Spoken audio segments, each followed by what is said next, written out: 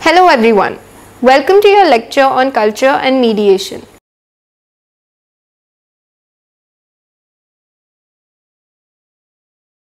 This lecture is a part of your paper on media, culture and society. This lecture deals with one of the strategies of encoding in message transmission, which is mediation. In this, we will understand the meaning of the concept of mediation and the process of mediation as practiced by the media organizations.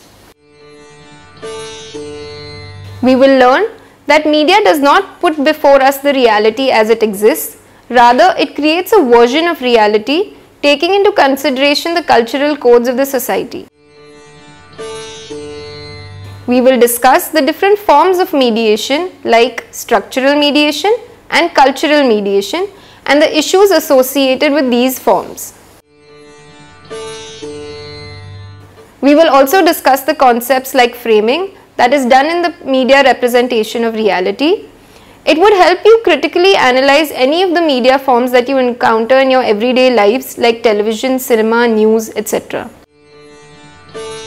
This module will make you understand the role of culture in mediation. Part 1. The concept of mediation. Let us first address the concept of mediation itself. In the commonsensical terms, mediation can be understood as to occupy a middle position, to act as an intermediary. Usually, we use this term in terms of conflict situation. We use the term mediator referring to any individual who mediates between conflicting parties with an aim to reconcile them. Everyday understanding of the term is based on the principle of harmony, where the resolution of differences is made possible through an intervention of an apparently third neutral person. However, in communication studies, it is mainly that media acts as a mediator, not necessarily between conflicting parties, but between the producer and consumers of media, text and images. Mediation is then means of transmission and agency or medium. Basically, it is the transmission of messages contained in a text and images through mediums of books, TV, radio, cinema, internet, etc. in order to convey a certain meaning. To think of it in terms of conflict situation, media creates a conflict situation through the images and within its framework also provides a resolution to the conflict. For example, if you analyze the crime series shown on television such as these popular shows, at the end we find that the conflict is resolved through the police or through other bodies of state force.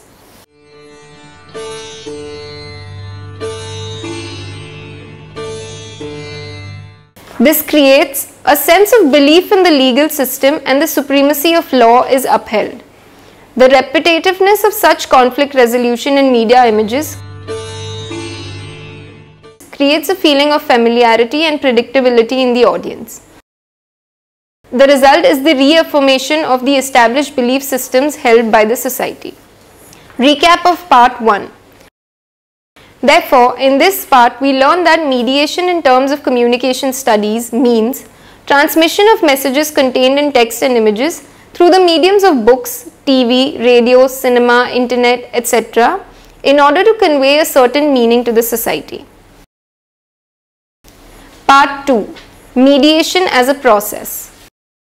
Now that we've discussed the concept of mediation, we need to understand mediation as a process. This is how the transmission of messages actually takes place. Mediation is a process of transformation in which things are given value and meaning.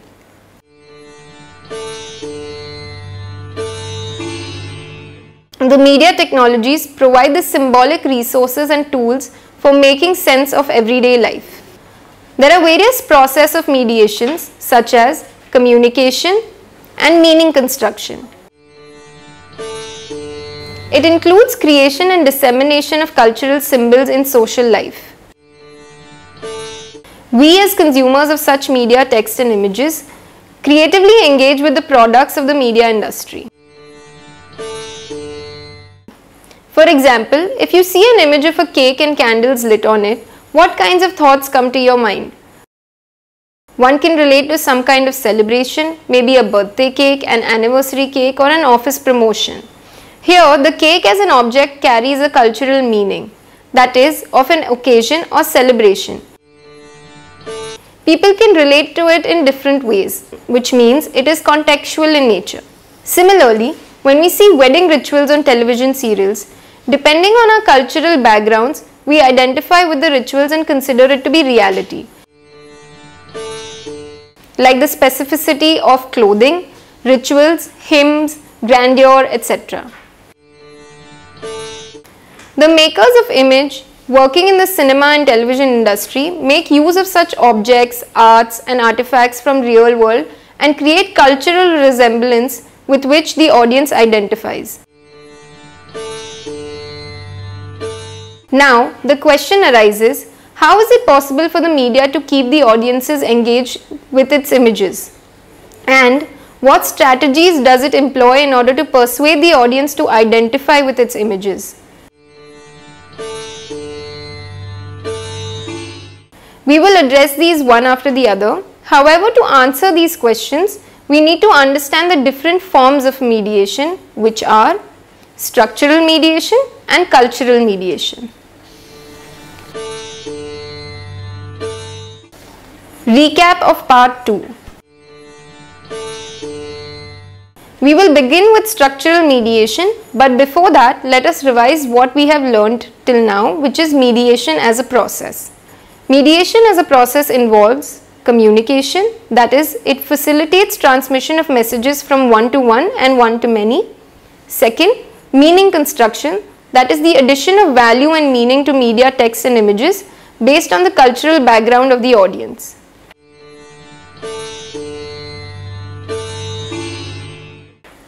Now, let us study structural mediation. We will address the idea of structural mediation through our earlier questions, which is, how is it possible for media to keep the audience engaged through its images? Second, what strategies does it employ in order to persuade the audience to identify with these images?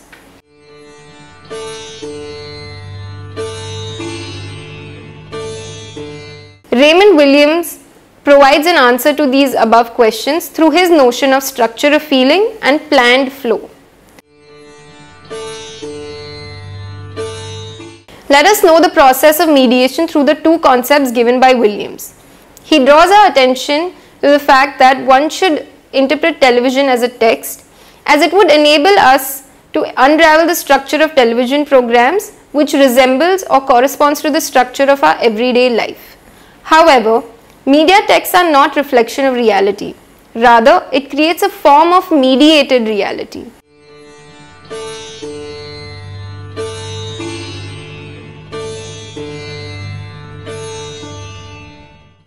This is known as framing in media production.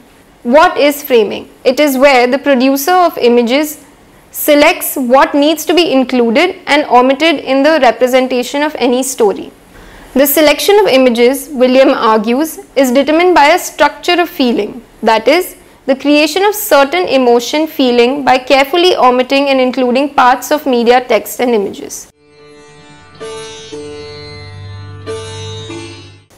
For example, the media uses several techniques to create a feeling among the audience, like focusing on interpersonal conflicts, close-up of private feelings, etc.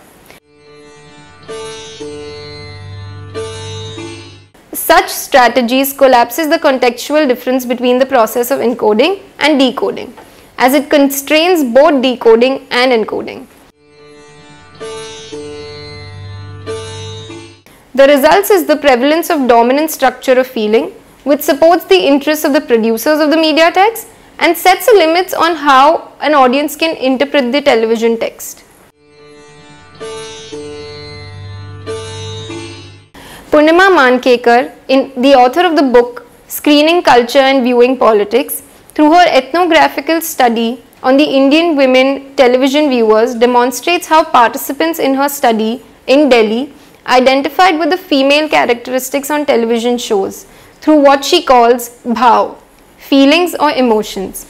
They consider them to be real and related to the plight of the protagonists in the television serials, to their personal problems.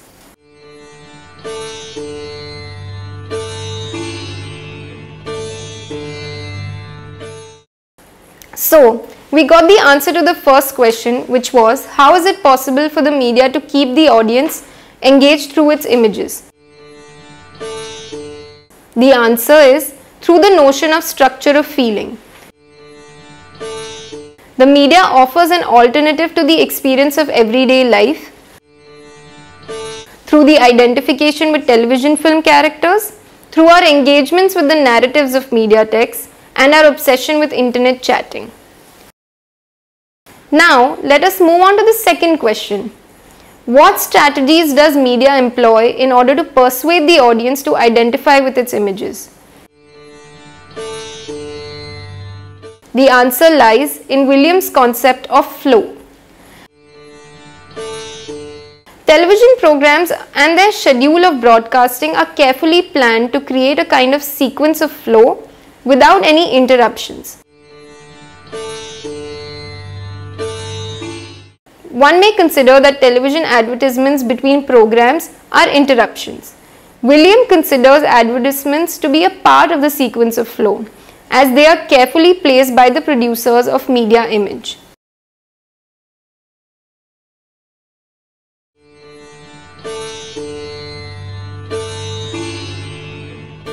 Any advertisement on domestic appliances used by adults will be a kind of disruption to the flow.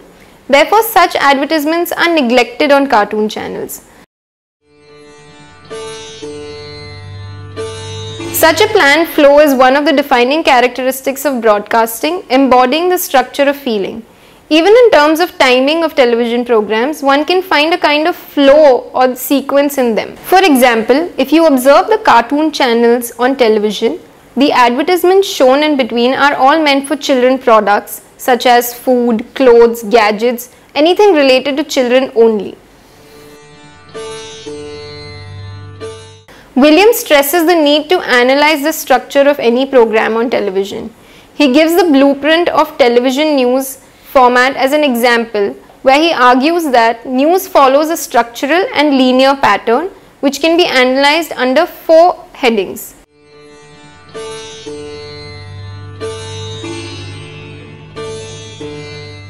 Sequence, priorities, presentation, and visualization.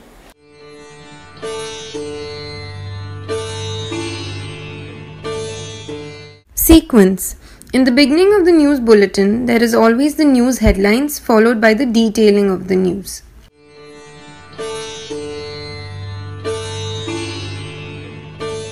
The linear pattern of the news presentation reveals the priorities given to the news items. It is generally the emphasis on the acts and words of political leaders, followed by the general local news. Presentation. There is an informal way of telling the news by the reporters from the field itself, which in a way tries to connect the audience to the place where the event takes place.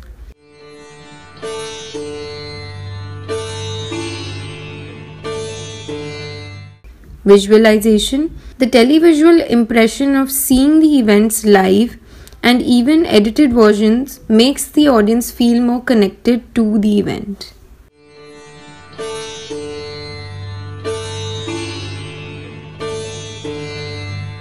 Recap of structural mediation. Therefore, through Raymond Williams' notion of structure of feeling and planned flow, we understand the necessity of carefully analyzing the structuring and planning of broadcasting content. The concept of framing in news content explains the notion of structure of feeling. It is the process where the producer of the image selects what needs to be included and omitted in the representation of any story in order to create a certain emotion and feeling among the audience.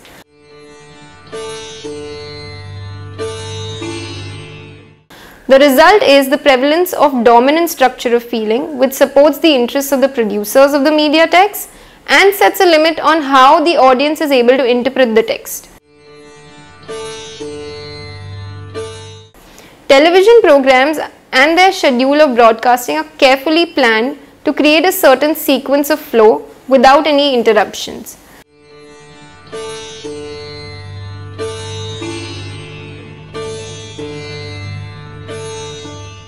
However, William considers advertisement as a part of sequence of flow.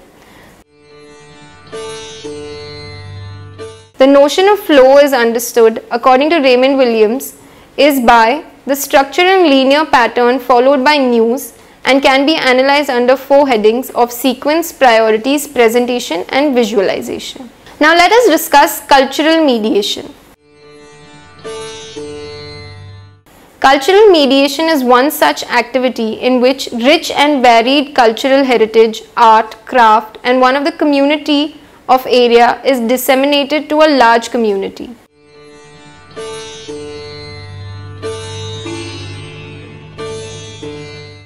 Therefore, this form has certain advantages. The following can be seen as the advantages of cultural mediation. One such advantage of mediation has been interweaving of lived culture into media messages. Since the media has a wider reach, it has the potential to be the carrier of culture to a larger audience. Mediation is thus both technological and social. It is through media that the audiences come to know about others in different parts of the world. It means to transcend the distance and bridge the gap between 2 different cultures across the globe space.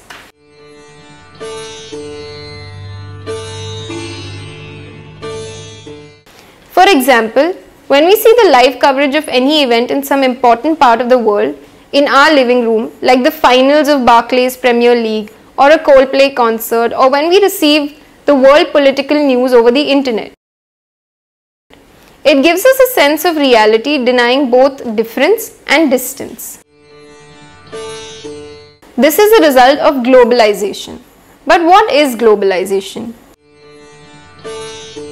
It is where there is a flow of information and media technologies and television programs. There is enough possibility of hybridity in these programs.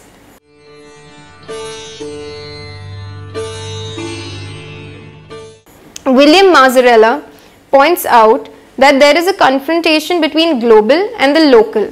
The global media has to adapt to the local cultural values in order to find an audience.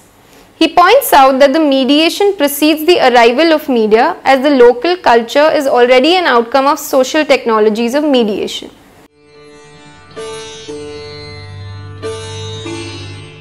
He cites an example of the Japanese TV series Ocean, which became a huge success in Iran because its values of perseverance and suffering resemble that of the Iranian cultural codes. Another study by Vidya-mitra on the music channel Channel V, which is a creation of India's alternate to MTV channel, shows that the producers of the program did not want an all-English or an all-vernacular video jockey, as it would have not worked for the audience. Therefore, they went for a mixture of Hindi and English or Hinglish in order to make the channel popular. Language becomes quite important and crucial to the process, as it helps in fostering unity among the diverse communities.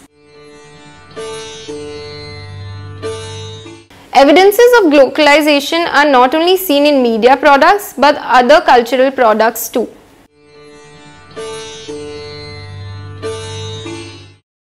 This process of globalization, that is the assimilation of the elements of global and local culture to appeal to the audiences, shows how culture as a social process is continuously made and remade through the shifting of relations, practices and technologies of mediation.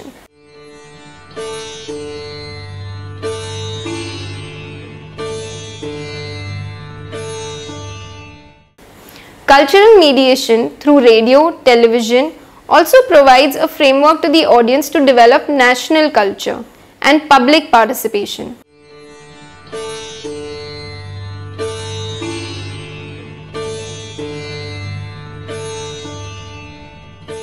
We have seen the evidence for the same in history and propagandist measures employed by states in order to build the idea of nation.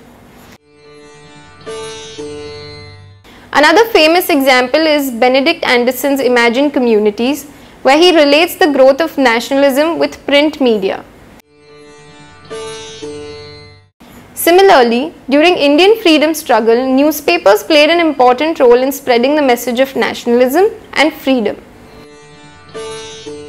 In contemporary times, several social campaigns against injustices have been initiated through social media like Facebook, Twitter, and WhatsApp. Recap of cultural mediation. Let us quickly revise cultural mediation.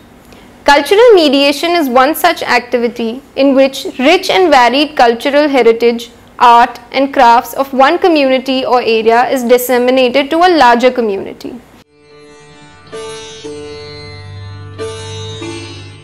It has many advantages, one of which is interweaving of lived culture into media images.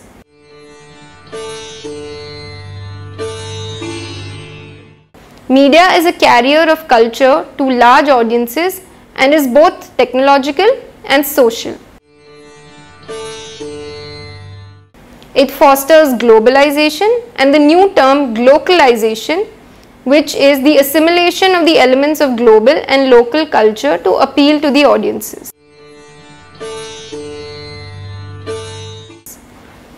Cultural mediation through radio and television also provides a framework to the audience to develop national culture and public participation, which we saw in the case of world as well as Indian history, although we see the mediums changing in the contemporary times.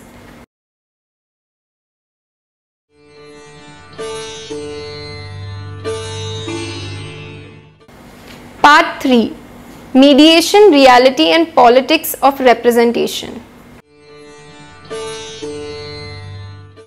According to Raymond Williams, mediation is an essential process of ideology as well. It relates to the question of who controls the media. Those controllers of media prevent and at the same time propagate the understanding of reality. He opines that both in public and private broadcasting, there have been rules that constrain the freedom of television.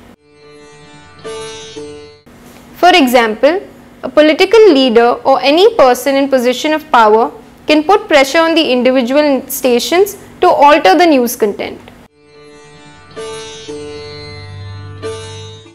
It implies that media has an unstable relationship with reality. To add to that, the boundaries between information and entertainment are blurred further through TV reality shows, news bulletins, and chat shows. Mediation is a shared activity which involves mutuality and reciprocity. It is not the case that media imposes its view on us, rather we are in the position to have chosen it for ourselves. Media has a powerful discursive and ideological effect, therefore the neutrality of media turns into question the credibility of mediation. Recap. Raymond Williams suggested that mediation is an essential process of ideology as well, therefore the question of who controls the media arises. Those controllers of media prevent and at the same time propagate a certain understanding of reality, which results in an unstable relationship between media and reality. Boundaries between information and entertainment are further blurred through TV shows, news bulletins, and chat shows.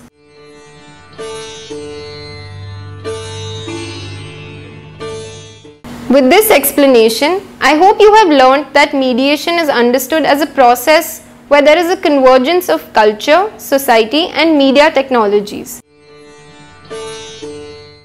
It enables the process of communication and also that of creation of meaning. When we see the cultural codes that we use to make sense of our everyday lives on the television screen, we tend to relate to it.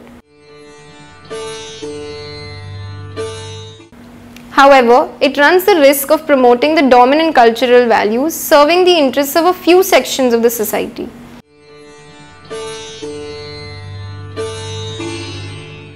The process of mediation becomes a successful project as the media technologies incorporate a structure and flow in their program which are similar to the structure of our daily lives. We experience the lived reality and the media presents before us a version of that reality. This is done to create and maintain audiences. However, one of the unresolved questions in the mediation is the authenticity of representation. What matters to us is not what the reality is, rather what is that counts for us as reality. For more details, please read the modules and e-text carefully and attempt the questions at the end. Thank you.